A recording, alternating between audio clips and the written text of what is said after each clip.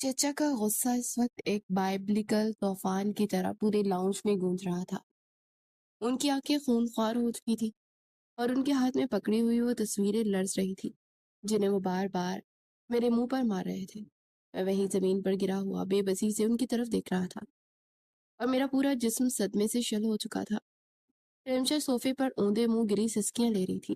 اس کے بکھرے ہوئے بال، اس کا یہ حلیہ دیکھ کر کوئی بھی یہ سمجھتا کہ وہ دنیا کا سب سے غلیظ اور گھٹیا انسان ہے جس نے اپنی بہن جیسی رشتہ دار کی عزت پر ہاتھ ڈالا۔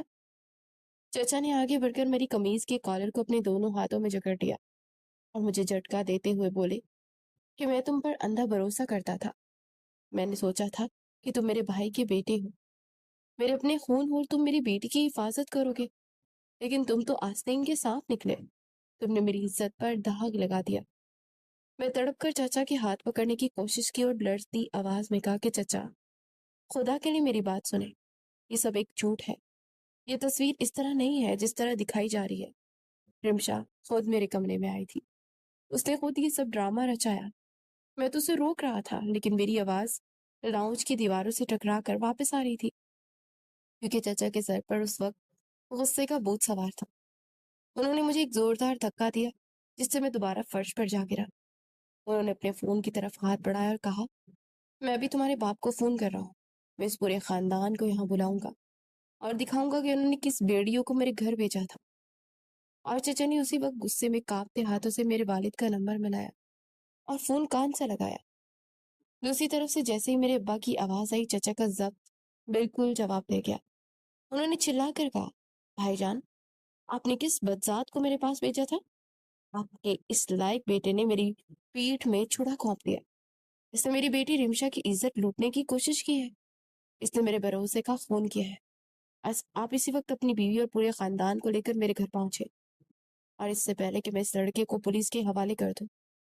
چچا نے میری کوئی بات صفائی سنے بغیر فون بند کر دیا اور مجھے ایسی حقارت سے دیکھا جس نے میری روح کو زخمی کر دیا۔ رمشا نے صوفے سے اپنا چہرہ اٹھایا اور میری طرف دیکھا۔ اس کی سرخ آنکھوں میں روتے ہوئے ایک ایسی شاطرانہ مسکراہٹ تھی جو صرف مجھے دکھائی دے رہی تھی۔ وہ جیت چکی تھی اور میں بغیر کسی جرم کے دنیا کا سب سے بڑا مجرم بن چکا تھا۔ اگلی چند گھنٹیاں میرے لیے کسی جہنم سے کم نہیں تھی۔ میں لاؤنج کے کونے میں سر جھکائے بیٹھا تھا اور چچا مسلسل کمرے میں چکر کاٹ رہے تھے۔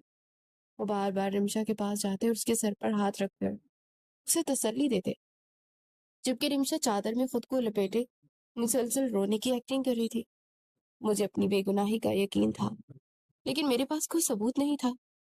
وہ تصویریں اتنی مہارت سے کھینچی گئی تھی کہ ان میں صرف میرا جھکنا اور رمشا کا چھونا بھی نظر آ رہا تھا۔ یہ ثابت کرنے کے لیے کافی تھا کہ میں بہک چکا تھا۔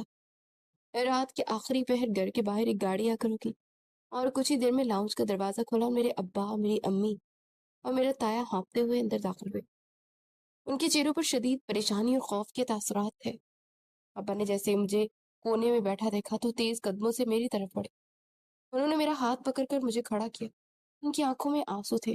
انہوں نے مجھ سے پوچھا کہ یہ میں کیا سن رہا ہوں؟ کیا یہ سچ ہے؟ کیا تم نے ایسی گھٹیا حرکت کی ہے؟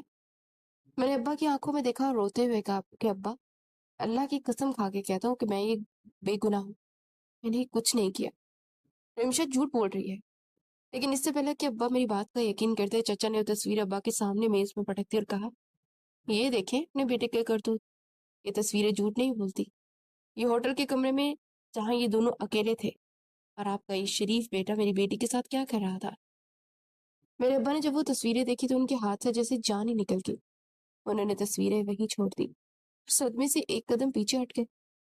میری امی نے اپنے منہ پر ہاتھ رکھ لیا اور وہ وہیں زمین پر بیٹھ کر رونے لگی۔ تایا جان نے آگے بڑھ کر تصویریں اٹھائی اور ان کا چہرہ بھی غصے سے سرخ ہو گیا۔ انہوں نے چچا کی طرف دیکھا اور کہا کہ بھائی، ہمیں معاف کر دو، ہمارے بچے سے بہت بڑی غلطی ہو گئی، ہم شرمندہ ہیں۔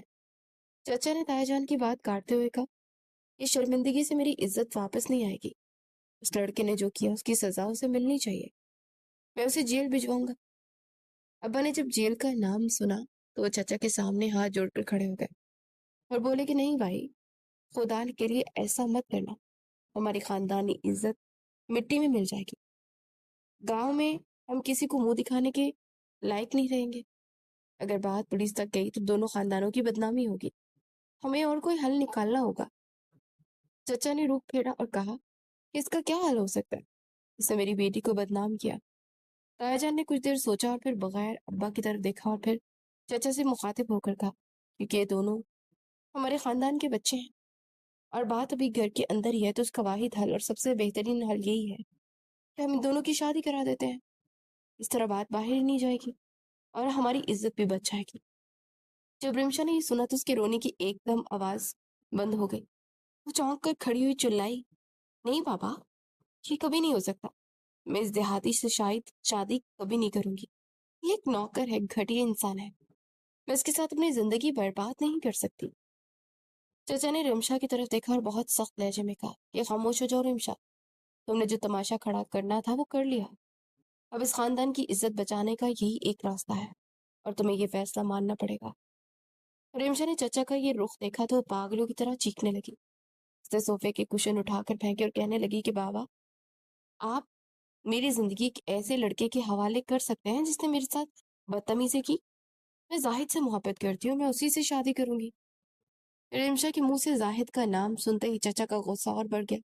انہوں نے کہا، اس آوارہ لڑکے کا نام دوبارہ تمہاری زبان پر نہیں آنا چاہیے۔ تمہاری ان حرکتوں کی وجہ سے آج ہم اس مقام پر پہنچے ہیں۔ اب میرا فیصلہ آخری ہے، تمہارا نکاح اس لڑکے کے ساتھ ہوگا اور ابھی ہوگا۔ ابا نے تایا جان کی طرف دیکھا، انہوں نے ایک ملازم کو مولوی صاحب کو لانے کا اشارہ کیا اور میں بالکل خاموش کھڑا یہ سب دیکھ رہا تھا۔ میری رضامندی کسی نے نہیں پوچھی تھی۔ مجھے ایک ایسے گناہ کی سزا دی جا رہی تھی جو میں نے کبھی کیا ہی نہیں تھا۔ رمشا مسلسل رو رہی تھی اور انکار کر رہی تھی، لیکن تایا جان اور چچا نے مل کر نکاح کے کاغذات میز پر رکھ دیے۔ مولوی صاحب لاؤنج میں داخل ہوئے اور انہوں نے نکاح پڑھوانا شروع کر دیا۔ ماحول میں ایک عجیب سی گھٹن کا احساس تھا۔ رمشا کے لاکھ انکار اور چیخو پکار کے باوجود چچا نے زبردستی اس کا ہاتھ پکڑ کر کاغذات پر اس کے دستخط کروائے اور پھر ابا نے میرا قلم اٹھایا۔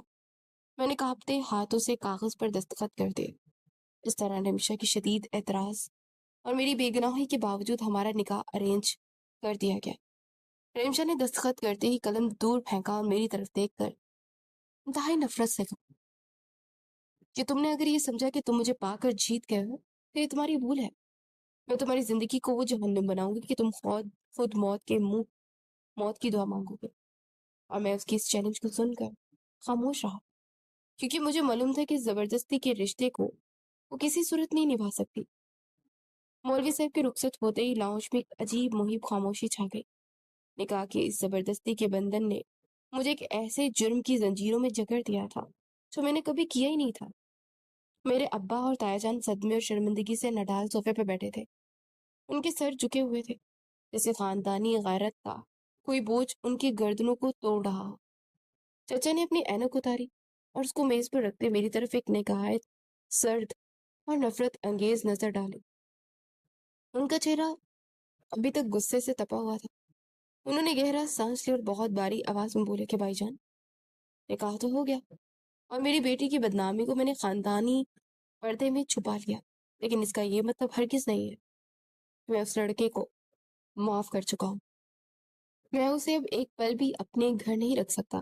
یہ یہاں گردماد بن کر عیش نہیں کرے گا اور نہ ہی میں اس کی شکل روز صبح اپنے سامنے دیکھنا چاہتا ہوں۔ ابا نے لرزتی آواز میں کہا کہ بھائی، تم جو کہو گے ہمیں منظور ہے، بس بات پولیس اور عدالت تک نہ جائے۔ ہم اپنے خاندانی عزت کی خاطر سب کچھ سہنے کو تیار ہیں۔ چچا نے ایک کاغذ دراز سے نکالا اور اسے میز پر پٹکتے ہوئے کہا کہ میں نے شہر کے وسط میں ایک پوش سوسائٹی میں ایک عالیشان اپارٹمنٹ رمشا کے نام خریدا تھا، لیکن اب میں وہ اپارٹمنٹ اس لڑکے کے نام منتقل کر رہا ہوں۔ یہ دونوں آج ہی اس گھر سے نکل جائیں گے اور اسی اپارٹمنٹ میں اپنی نئی زندگی شروع کریں گے۔ رمشا کو چچا کی دولت اور عیش و آرام کی عادت تھی، اس نے وہ سنتے ہی دوبارہ چیخ اٹھی کہ بابا، آپ مجھے اس دیہاتی کے ساتھ اس چھوٹے اپارٹمنٹ میں بھیج رہے ہیں؟ میں اس کے ساتھ اکیلی نہیں رہوں گی، یہ ایک نمبر کا وحشی ہے۔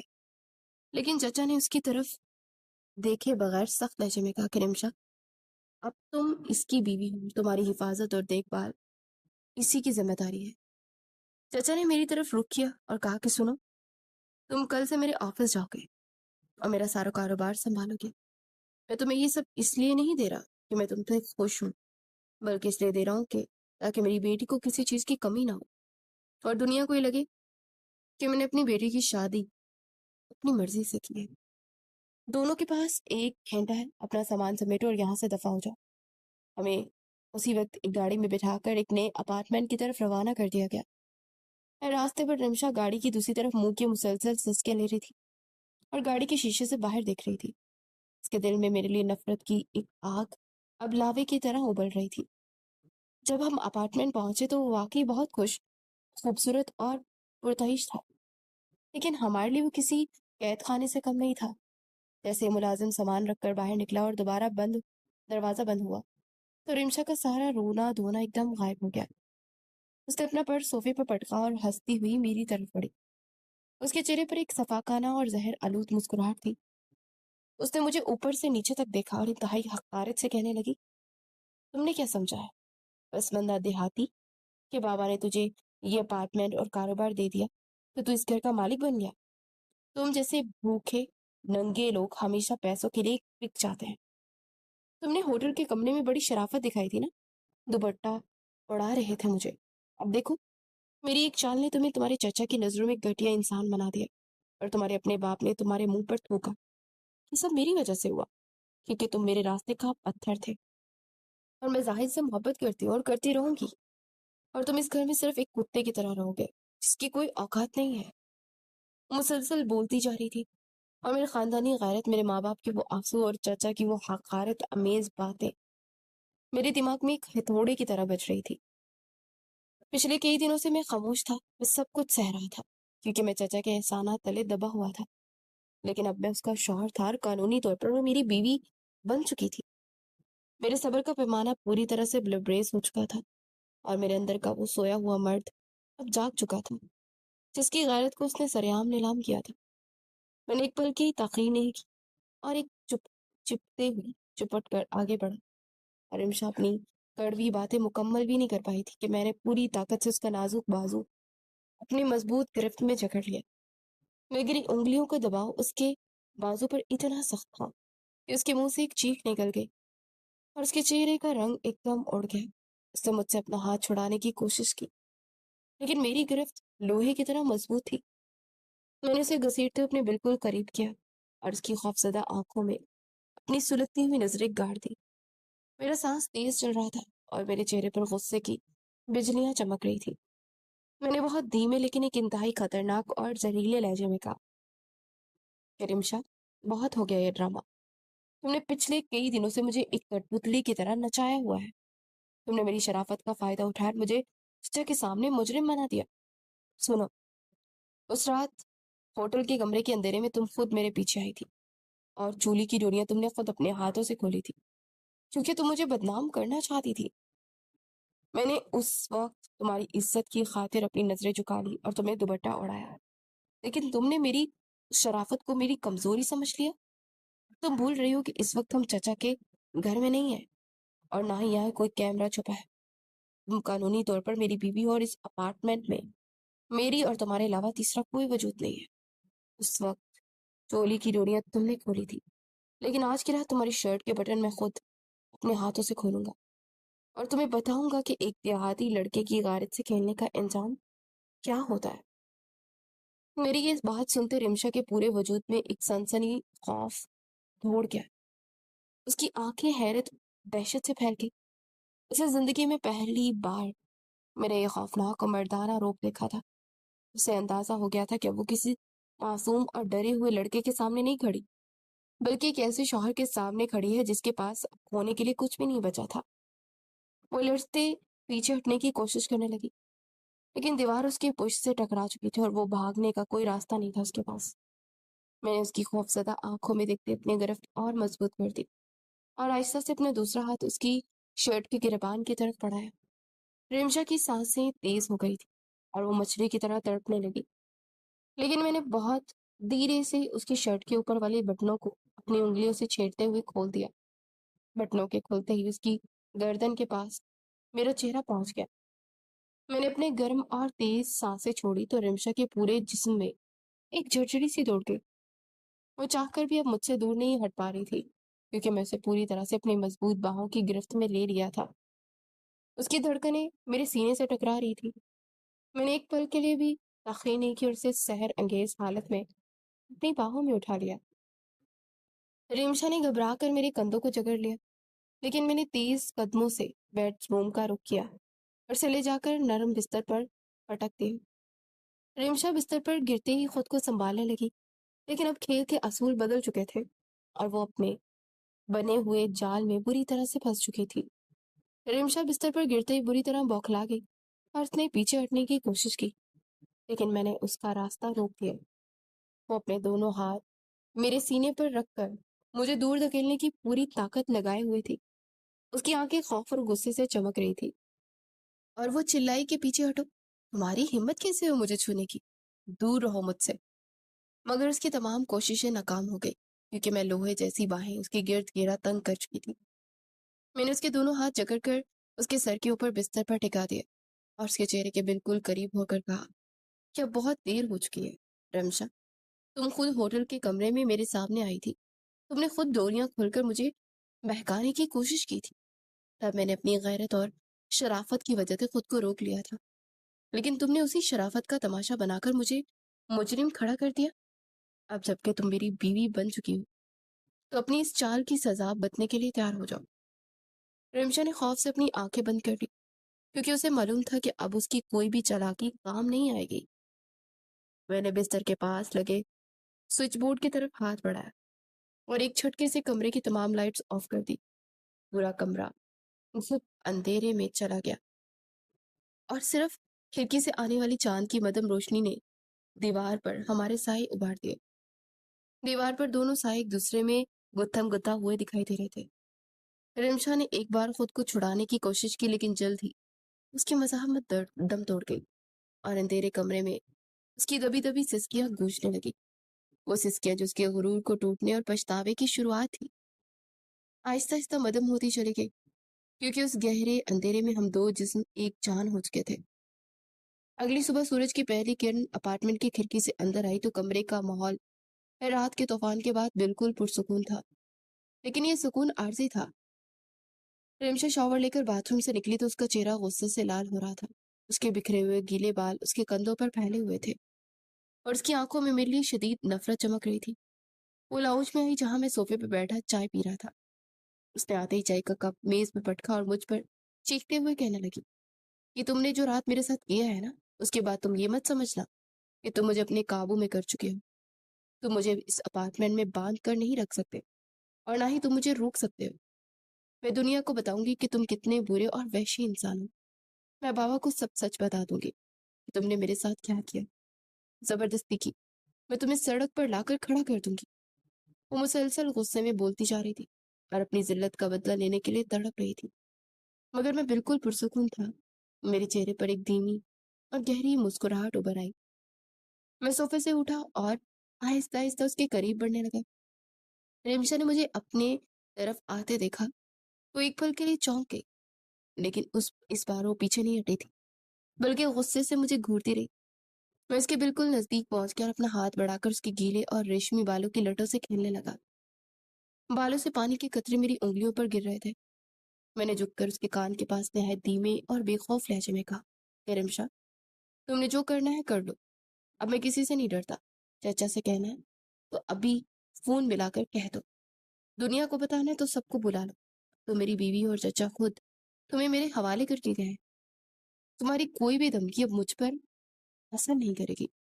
میری یہ بھابھی باقی اور نڈر انداز دیکھ کر رمشا غصے سے بالکل پاگل ہو گئی تھی۔ اس نے جھٹکے سے اپنے بال میری گرفت سے چھڑائے اور پیر پٹکتے ہوئے اپنے کمرے کی طرف بھاگ گئی۔ کچھ ہی دیر بعد وہ ایک بہت ہی بولڈ اور ماڈرن لباس میں تیار ہو کر کمرے سے نکلی۔ اس کے ہاتھ میں ایک اس کا پرس تھا اور وہ سیدھی مین گیٹ کی طرف بڑھنے لگی۔ میں نے آگے بڑھ کر اس کا راستہ روکا اور بہت سکون سے پوچھا کہ کہاں جا رہی ہو؟ رمشا نے مجھے ایک حقارت امیز نظر سے دیکھا اور چلائی کہ میں ظاہر سے ملنے جا رہی ہوں اور تم مجھے نہیں روک سکتے۔ میں نے مسکرا کر اپنی گاڑی کی چابی جیب سے نکالی اور کہا میں تمہیں روک بھی نہیں رہا، لیکن یاد رکھو چچا نے تمہاری حفاظت کی ذمہ داری مجھے دی ہے، تم جہاں بھی جاؤ گی میں تمہارے ساتھ جاؤں گا۔ رمشا نے جب یہ سنا تو غصے سے دل ملا گئی۔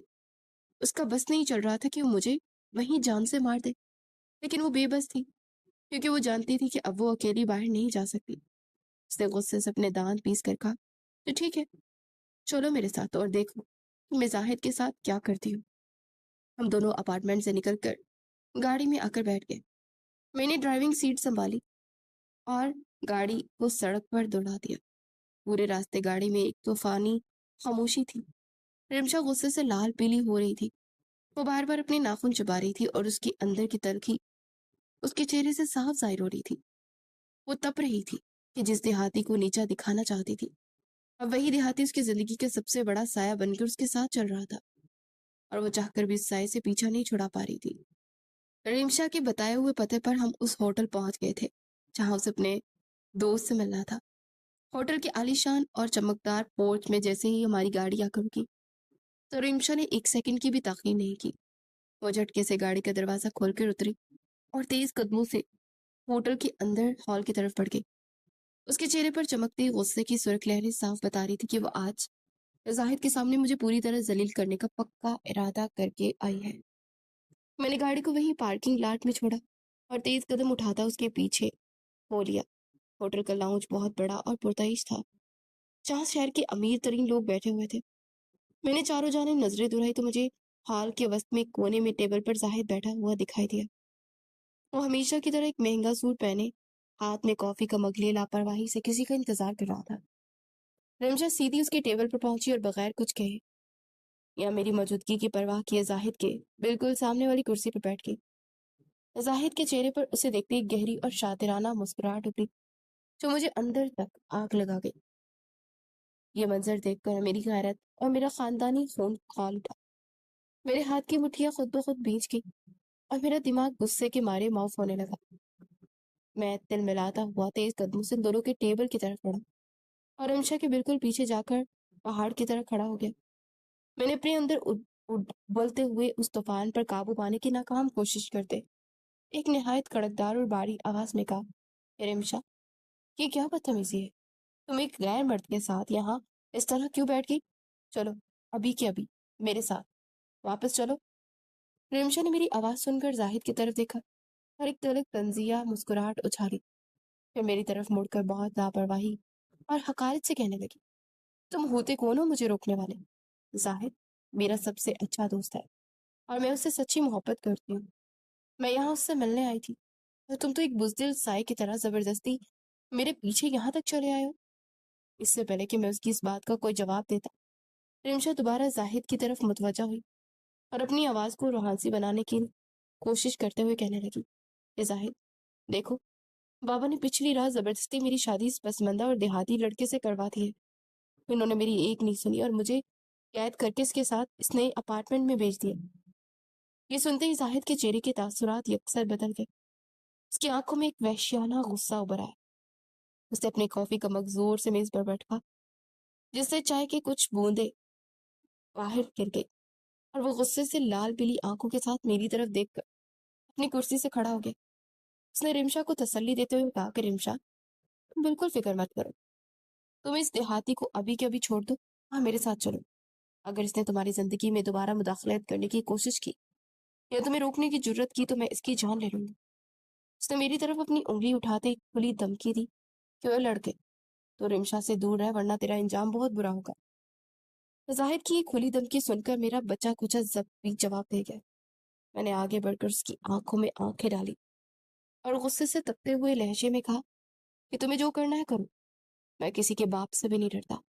اب رمشا میرے نکاح میں بیوی ہے میری، اور اس پر میرا حق ہے صرف۔ میں نے ایک پل کی بھی مہلت لیے بغیر آگے بڑھ کر رمشا کے بازو کو مضبوطی سے اپنی گرفت میں لیا اور اسے کرسی سے اوپر کھینچ لیا۔ رمشا درد اور حیرت سے چلانے لگی، کہ زاہد مجھے بچا۔ لیکن زاہد آگے بڑھنے ہی والا تھا کہ میں نے اسے ایک ایسی خونخوار نظر سے دیکھا کہ اس کے قدم وہیں جم گئے۔ میں رمشا کو ہوٹل کے حال میں سب کے سامنے گھسیٹتا باہر لے گیا۔ وہ مسلسل چلا رہی تھی، مجھے گالیاں دے رہی تھی اور اپنا ہاتھ چھڑانے کی کوشش کر رہی تھی، لیکن میری گرفت لوہے کی مانند سخت تھی۔ میں نے اسے زبردستی گاڑی میں ڈالا اور پوری رفتار سے گاڑی کو واپس اپارٹمنٹ کی طرف دوڑا دیا۔ جیسے ہم اپارٹمنٹ کے اندر داخل ہوئے میں نے مین گیٹ کو اندر سے मजबूती से लॉक कर दिया और चाबी अपनी जेब में रख ली। मैंने रिमशा की तरफ देखा जो कि गुस्से से हाँफ रही थी, और उसे साफ लफ्जों में कह दिया कि रिमशा, आज के बाद तुम्हारा इस घर से अकेले या जाहिद से मिलने के लिए निकलना हमेशा के लिए बंद है। अब तुम इस अपार्टमेंट से बाहर कदम भी नहीं रख सकोगी, और तुम्हें मेरी मर्जी के मुताबिक जीना होगा। मेरा फैसला सुनते ही रिमशा का गुस्सा एक बार फिर दीवानगी की हदों को छूने लगा। वो लाउंज के बीचों बीच खड़ी होकर अपने दोनों हाथ हवा में लहराते मुझ पर चीखने लगी कि तुमने सबके सामने मेरी और जाहिद की तौहीन की है। तुम खुद को मेरा शौहर शौहर समझने की भूल मत करना। ये निकाह सिर्फ एक मजबूरी का कागज है, और मैं तुम्हें कभी कबूल नहीं करूंगी। मैंने उसकी चिल्लाती हुई आवाजों को अक्सर नजरअंदाज किया और सोफे पर जाकर बैठ गया। मेरा ये पुरसुकून अंदाज उसके गुस्से को मजीद भड़का रहा था। हमारे दरमियान रात के तक शदीद झगड़ा और बहस होती रही। वो मुझे अपने बाप की दौलत का ताना देती रही, और मैं उसकी औकात की हदें याद दिलाता रहा। यहाँ तक कि वो थक हार कर दूसरे कमरे में चली गई और मैं वहीं लाउंज में सो गया। अगले दिन की रात जब आई तो माहौल में एक बार फिर से वही पुरानी घुटन और सस्पेंस छाने लगा। मैं अब रिमशा को किसी और कमरे में अकेले छोड़ने का रिस्क नहीं ले सकता था, क्योंकि मुझे डर था कि वो खिड़की से भागने या जाहिद से राब्ता करने की कोशिश करेगी। मैंने जबरदस्ती उसका हाथ पकड़ा और उसे अपने साथ बेडरूम में ले आया और बिस्तर पर बैठकर मुझे घूरती रही। लेकिन पिछली रात की मेरी ताकत का अंदाजा उसे हो चुका था, इसलिए वो खामोशी से बिस्तर के कोने में मुंह फेर कर लेट गई और मैं दूसरे कोने में लेट गया। रात भर उसकी तेज सांसें मेरे दिल की धड़कनों और उस खामोश कमरे में एक अजीब सा तनाव पैदा करती रही। अगली सुबह सूरज की रोशनी कमरे में फैली तो रिमशा बिस्तर से उठी और गुस्से से पैर पटकती शॉवर लेने के लिए बाथरूम चली गई।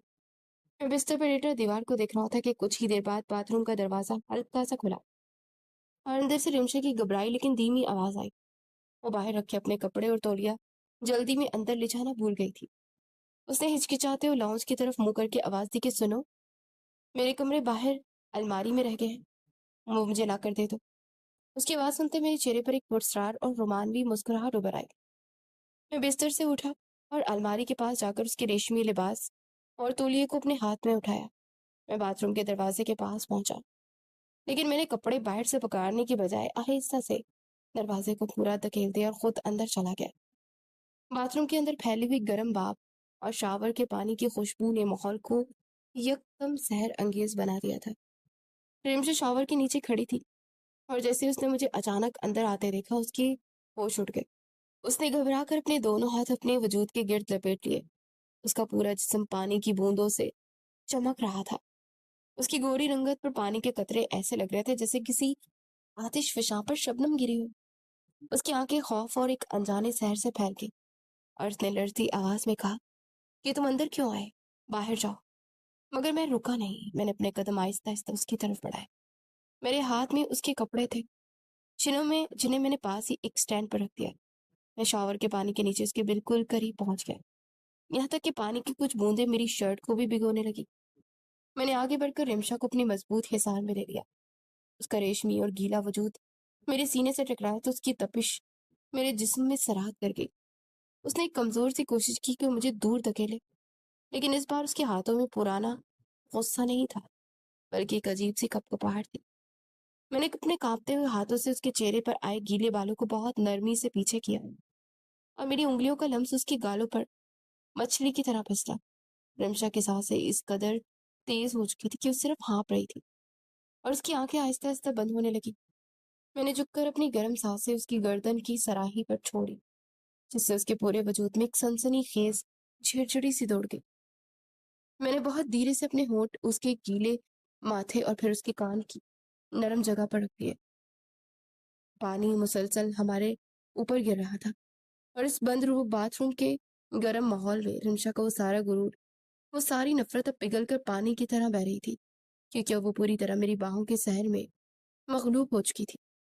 शॉवर से गिरता पानी अब हमारे जिस्मों को छू कर जमीन पर बह रहा था, लेकिन उस पानी की तपिश रिमशा के वजूद के लावे में कहीं गुम थी। वो मेरी बाहों के मजबूत हिसार में बिल्कुल शल हो चुकी थी। उसका वो गुरूर, वो तकब्बुर, वो करवाहट जैसे उस बंद कमरे की भाप में उड़ चुकी थी। मैंने उसे अपनी बाहों में और सख्ती से जकड़ लिया اور تولیے سے اس کے گیلے بدن کو سمیٹتے ہوئے اسے بیڈ روم کے نرم بستر پر لے آئے۔ اس روز کے بعد ہمارے درمیان اپارٹمنٹ کا ماحول یکسر بدل گیا۔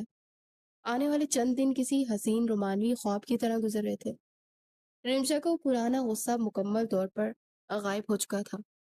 اب وہ روز صبح میرے جاگنے سے پہلے اٹھتی اور کچن میں جا کر میری پسند کا ناشتہ تیار کرتی۔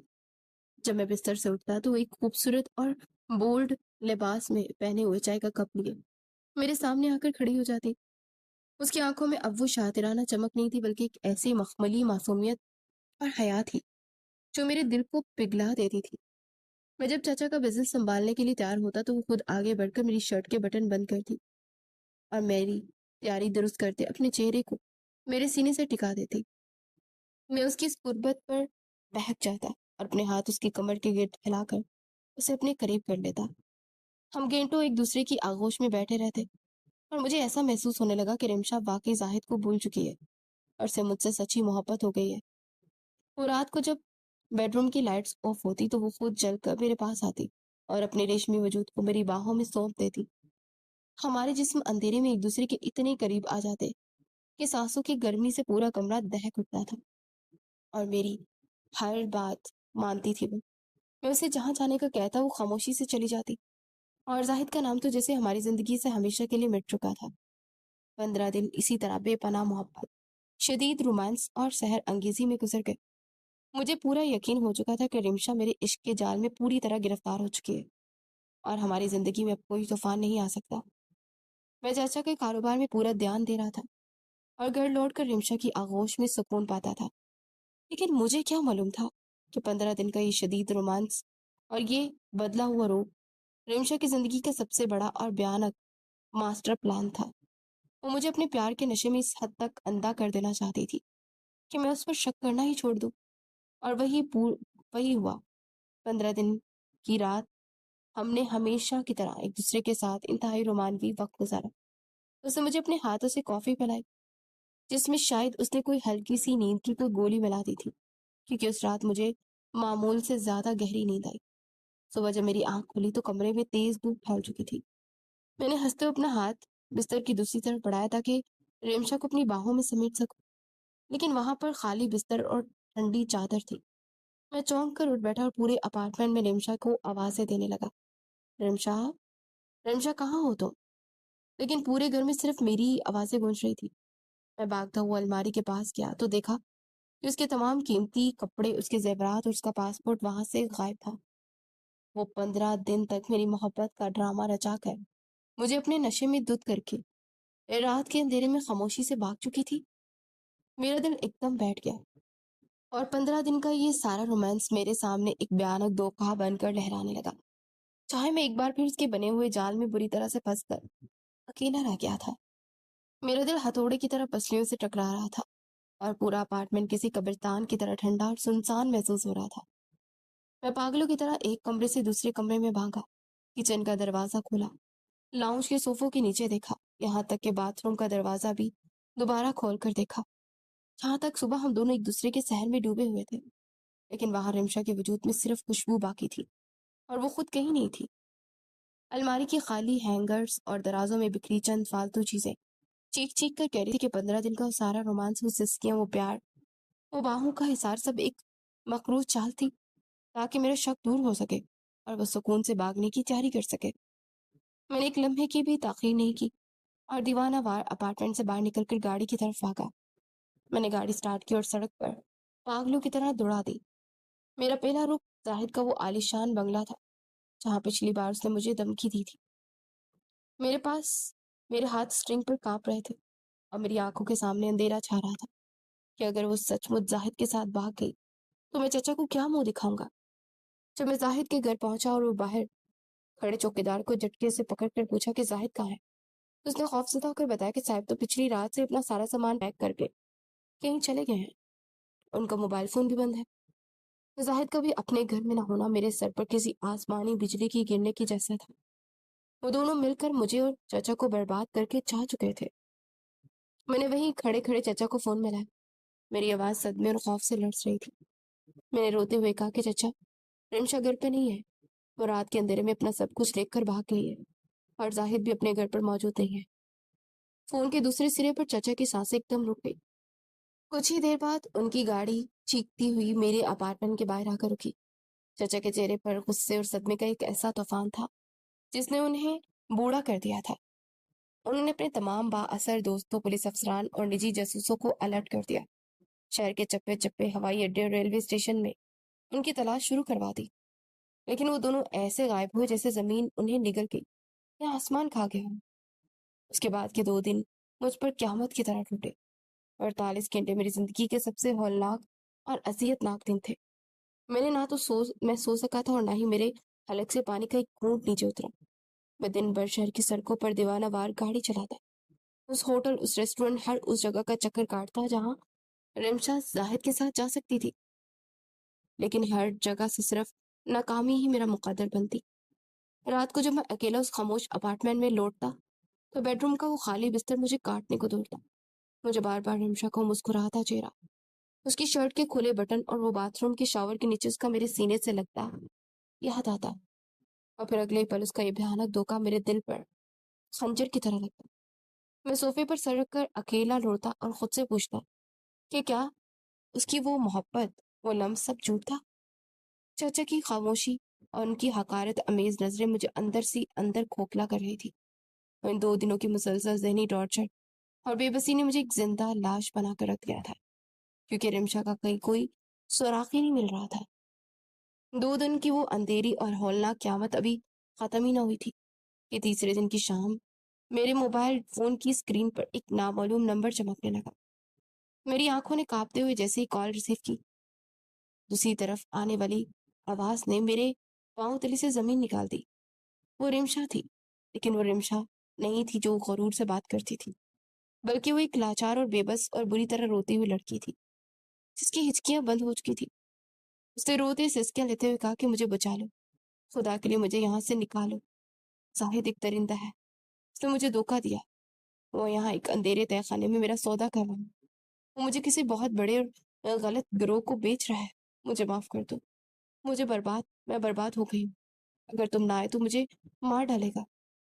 اس کی یہ حالت، اس کی یہ چیخیں سن کر 15 دن کا دھوکہ اور غصہ ایک پل میں غائب ہو گیا، اور میرے اندر کا محافظ ایک بار پھر سے جاگ اٹھا۔ میں نے چچا کو فوراً الرٹ کیا۔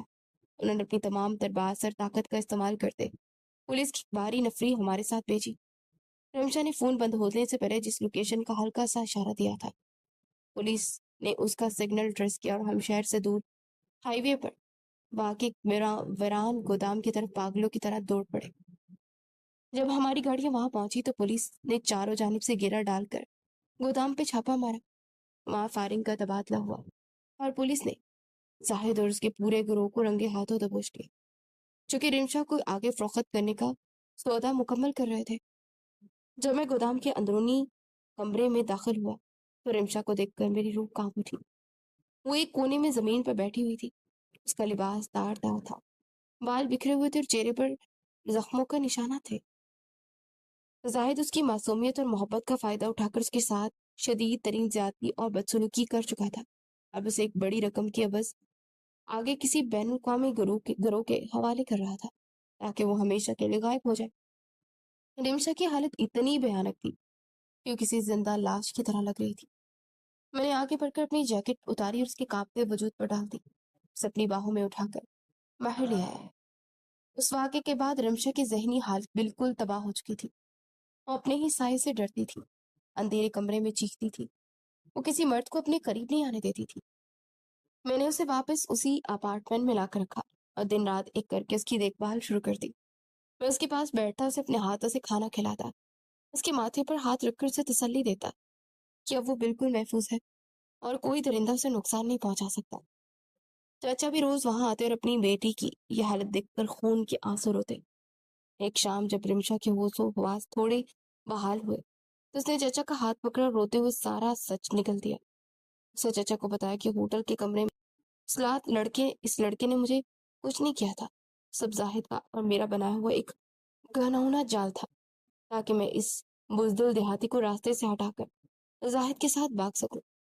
زاہد نے خود کھڑکی کے باہر سے وہ تصویریں کھینچی تھی، لیکن اس معصوم لڑکے نے ہمیشہ میری عزت کی حفاظت کی اور اب بھی اس جہنم سے مجھے یہی بچا کر لایا ہے۔ رمشا کے منہ سے یہ سچ سن کر چاچا صدمے سے وہیں بیٹھ گئے۔ ان کی آنکھوں میں اپنے بھائی کے بیٹے کے بڑی پچھتاوے کے آنسو تھے۔ انہوں نے آگے بڑھ کر میرے دونوں ہاتھ اپنے ہاتھوں میں لیے اور مجھ سے معافی مانگتے ہوئے کہا کہ بیٹا، مجھے معاف کر دو۔ میں اپنی بیٹی کے جھوٹ پر یقین کر کے تمہاری شرافت اور غیرت پر داغ لگایا۔ تم واقعی اس خاندان کے سب سے سچے اور غیرت مند بیٹے ہو۔ میں نے چاچا کو گلے لگا کر کہا، چاچا آپ میرے بزرگ ہیں، معافی مت مانگے، اب سب ٹھیک ہو چکا ہے۔ اس کے بعد کے چند مہینے میری زندگی کی سب سے بڑی عزم، لیکن میں نے نہیں مانی۔ میں نے اپنی بے پناہ محبت، صبر اور دیکھ بھال سے رمشا کو آہستہ آہستہ اس ذہنی ٹارچر سے باہر نکالا، اس کے زخموں پر مرہم رکھا اور اسے دوبارہ جینا سکھایا۔ ایک رات جب کمرے میں مدھم روشنی تھی، رمشا میرے پاس آئی۔ اس کی آنکھوں میں اب وہ پرانا غرور نہیں تھا، بلکہ گہرا پچھتاوا اور سچی محبت تھی۔ وہ میرے سینے سے لگ کر زار و کتار رو پڑی اور کہنے لگی کہ مجھے میری غلطیوں کی بہت بڑی اور دردناک سزا مل چکی ہے۔ زاہد نے میری زندگی برباد کر دی تھی، لیکن تم نے مجھے ایک نیا جنم دیا ہے۔ کیا تم مجھ جیسی گناہگار لڑکی کو سچ مچ قبول کر سکتے ہو؟ میں نے مسکرا کر اسے اپنی باہوں کے محفوظ حصار میں لے لیا اور بہت نرمی سے اس کے ماتھے پر اپنے ہونٹ رکھ دیے۔ رمشا نے روتے ہوئے میری سچی محبت کو دل سے قبول کر لیا اور میں نے اس کی محبت کو اپنا لیا تھا۔